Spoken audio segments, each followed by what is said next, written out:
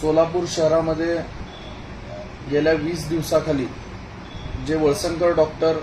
यांचं आत्महत्याचं प्रकरण झालेलं आहे, त्या प्रकरणामध्ये गेल्या 20 दिवसामध्ये तपास हा कुठंतरी शांत गतीने किंवा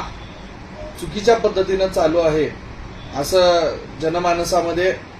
आणि मीडियामध्ये येणाऱ्या बातम्या आणि पोलिसांकडून अधिकृत जाणाऱ्या बातम्या यामध्ये तफावत दिसून येत आहे।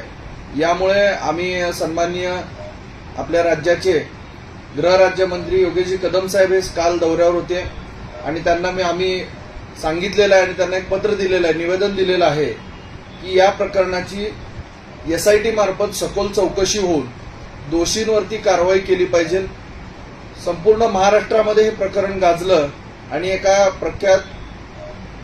डॉक्टरांचं आत्महत्या आणि त्याला 20-20 दिवस उजाडले तरी सुद्धा जर त्याच्यावरती त्या खऱ्या गुन्हेगारांवरती कारवाई होत नसेल तर कुठेतरी पोलिसांचा यामध्ये चुकीच्या पद्धतीनं तपास चालू आहे किंवा तपास योग्य पद्धतीनं न करण्याच्या मार्गावर पोलीस असल्याचा संशय आम्हाला आहे।